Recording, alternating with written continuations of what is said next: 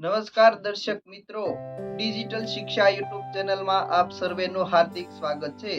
મિત્રો, અમે અવારનવાર નવી માહિતી સાથે તમારી સમક્ષ આવતા હોઈએ છીએ, ત્યારે આજે નવી માહિતી સાથે ફરી એકવાર આવ્યા છીએ, જેમાં આજે અમે આંગણવાડી બહેનો માટે ખાસ કરીને વિડીયો લાવ્યા છીએ અને જેમાં જે પોષણ ટ્રેકર એપ્લિકેશન છે જેનું નવું અપડેટ 20.2 જે સામે આવ્યું છે અને તેમાં જે સુધારા થયા છે, જે નવું અપડેટ આવ્યું છે તેના વિશે અમે આ વિડીયોના માધ્યમથી તમને વિસ્તૃત માહિતી આપીશું। તો પ્લે સ્ટોરમાં ગયા બાદ પોષણ ટ્રેકર એપ્લિકેશન અપડેટ કર્યા બાદ તેનું જે 20.2 જે અપડેટ સામે આવ્યું છે અને તેમાં મુખ્યત્વે 3 સુધારાઓ થયા છે અને જે સુધારા વિશે અમે તમને આ વિડીયોમાં બતાવીશું। તો આ વિડીયો તમે અંત સુધી અવશ્ય નિહાળજો।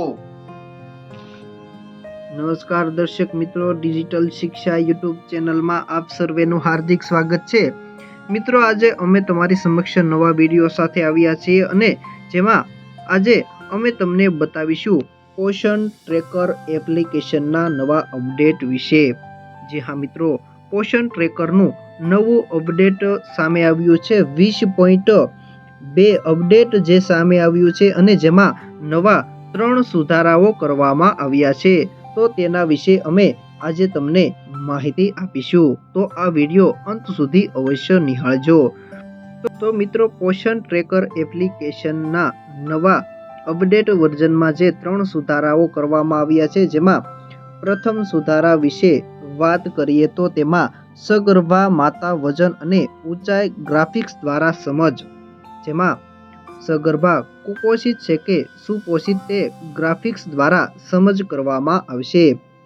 તો મિત્રો, પોષણ ટ્રેકરના 20.2 ના અપડેટ વર્ઝનમાં બીજા સુધારા વિશે જો વાત કરીએ તો તેમાં ફોટો કેપ્ચરમાં અક્ષાંશ અને રેખાંશનો સુધારો કરવામાં આવ્યો છે।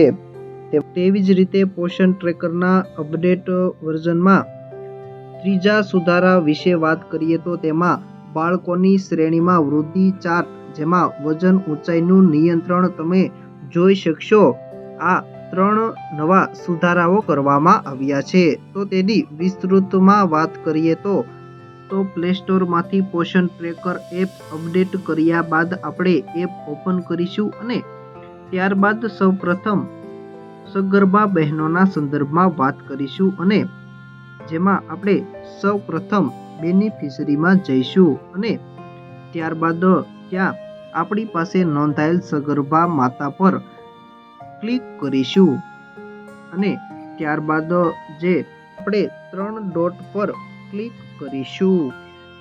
તો મિત્રો, 3 ડોટ પર ક્લિક કર્યા બાદ કંઈક આવું સામે આવશે અને જેમાં આપણે સૌથી નીચેનું જે ઓપ્શન છે તેના પર જઈશું અને જેમાં ગેસ્ટેશનલ વેઇટ ગેઇન છે તેના પર ક્લિક કરીશું અને ત્યારબાદ તમારી સામે કંઈક આવું સામે આવશે અને જેમાં તમારે ઊંચાઈ તેમજ તમારે વજન છે એ અહીં દાખલ કરવાનો રહેશે, જે તમને મમતા કાર્ડમાંથી એ અવેલેબલ હશે અને ત્યાંથી તમે નાખી શકો છો અને ત્યારબાદ ડેટ ઓફ ફર્સ્ટ ANC દાખલ કરવાનું રહેશે અને ત્યારબાદ તમે અહીં જે સબમિટનું ઓપ્શન છે તેના પર ક્લિક કરીશો અને ત્યારબાદ તેની વિગતો સામે આવશે અને જેમાં તમે તે મહિલાનો વજન અને ઊંચાઈને અનુલક્ષીને તે મહિલા કુપોષિત છે કે સુપોષિત તે તમે અહીં જોઈ શકશો। ત્યારબાદ બાળકો માટે વાત કરવાની છે તો તેમાં સર્વપ્રથમ બાળકો પર ક્લિક કરવાનું રહેશે અને ત્યાં ક્લિક કર્યા બાદ તમારી સામે કંઈક આવું આવશે અને ત્યારબાદ અહીં જે ઉપર તમને 3 ડોટ દેખાઈ રહ્યા છે તેના પર ક્લિક કરવાનું રહેશે અને ત્યારબાદ જે છેલ્લો ઓપ્શન છે જે ગ્રોથ હિસ્ટ્રી છે તેના પર ક્લિક કરવાનું રહેશે અને ત્યારબાદ ગ્રાફિકલ રીતે તમે જોઈ શકશો, જેમાં તમને 3 ઓપ્શન દેખાઈ રહ્યા છે, જેમાં પ્રથમ સ્ટન્ટિંગ તેમજ કુપોષણ તેમજ વેસ્ટિંગ એમ 3 ઓપ્શન સામે આવી રહ્યા છે, જે તમે ગ્રાફિકલ રીતે જોઈ શકશો। તેમજ તમે જોઈ શકશો કે મેં બાળકની વજન અને ઊંચાઈ નાખી છે, તે પ્રકારે કેટલું વજન છે અને ઊંચાઈ છે, જે તમે સંપૂર્ણ માહિતી છે જે તમે ગ્રાફિકલ રીતે જોઈ શકશો. તો મિત્રો આ હતા પ્રથમ 2 સુધારા. ત્યારબાદ હવે આપણે ત્રીજા સુધારાની વાત કરવાની છે. તો જેમાં જે ડેઇલી ટ્રેકિંગ છે તેમાં જે ત્રીજું અપડેટ છે તેના વિશે વાત કરવાની છે. તો ડેઇલી ટ્રેકિંગમાં ગયા બાદ ઓપન કર્યા બાદ તમારે જે ફોટો કેપ્ચર માટે જાઓ છો અને ત્યારે હવે તમારે ખાસ નોંધ લેવાની છે કે તમારે લાઈવ ફોટો જ આપવાનો રહેશે. લોકેશન વાળો ફોટો જો હશે તો તેનો એક અક્ષાંશ અને રેખાંશ બરોબર હશે તો તે કમ્પ્લીટ થઈ અને આવી જશે અને તમારી જે સબમિટ કર્યા બાદ તમારી ડેઇલી ટ્રેકિંગ એન્ટ્રી છે એ પૂર્ણ થશે. તો આ હતા 3 નવા સુધારા.